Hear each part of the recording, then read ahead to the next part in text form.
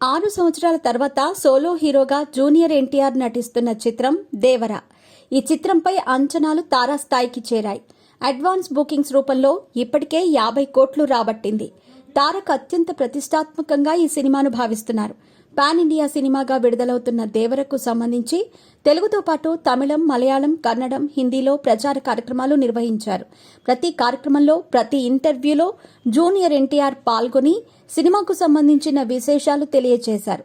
ముఖ్యంగా తమిళంలో నిర్వహించిన ఇంటర్వ్యూ, అక్కడి హీరోల గురించి చెప్పిన మాటలు, తమిళుల గురించి చేసిన ఆసక్తికర వ్యాఖ్యలు అక్కడ ఎన్టీఆర్కు మంచి పేరు తెచ్చిపెట్టాయి. దేవర సినిమాకు ఇది చాలా హైప్ తీసుకొచ్చింది. సరిగ్గా ఇటువంటి సమయంలోనే తిరుమల లడ్డూకు వాడే నెయ్యిలో కల్తీ జరిగిందని, పంది కొవ్వు, జంతు కొవ్వులతో పాటు చేప నూనె, ఇతర పదార్థాలను కలిపారనే నివేదిక బయటకు రావడంతో దేశమంతటా సంచలనంగా మారింది. ఉప ముఖ్యమంత్రిగా ఉన్న పవన్ కళ్యాణ్ ప్రాయశ్చిత్త దీక్ష చేపట్టారు. సత్యం సుందరం సినిమా ప్రచార కార్యక్రమంలో పాల్గొనేందుకు కార్తీ హైదరాబాద్ వచ్చారు.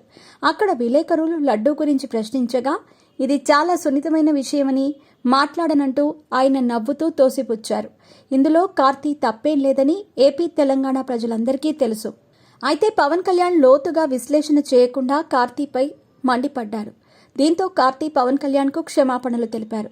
ఆ తర్వాత తిరిగి మళ్లీ పవన్ కళ్యాణ్ కార్తీకి ట్వీట్ చేశారు.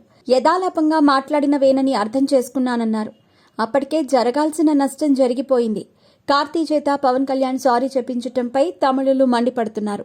అసలే వారికి స్వాభిమానం, మనవారు, మన భాష, మన ప్రాంతం అంటే తమిళ జాతి మొత్తం ఒకటవుతుంది. ఇటువంటి సమయంలో పవన్ కళ్యాణ్పై తమిళులు మండిపడుతున్నారు. ఈ తరుణంలోనే విడుదలవుతున్న దేవరకు ఇది పెద్ద మైనస్గా మారింది. అసలే దేవరకు అక్కడ థియేటర్లు ఇవ్వకపోతుండటంతో డిస్ట్రిబ్యూటర్లు ఇబ్బంది పడుతున్నారు. ఇప్పుడు తమిళుల భావోద్వేగాలకు సంబంధించిన విషయంగా కార్తీ సారీ మారటంతో దేవరా చిత్రాన్ని తమిళ ప్రేక్షకులు బాయ్కట్ చేసే అవకాశం ఉందని భావిస్తున్నారు.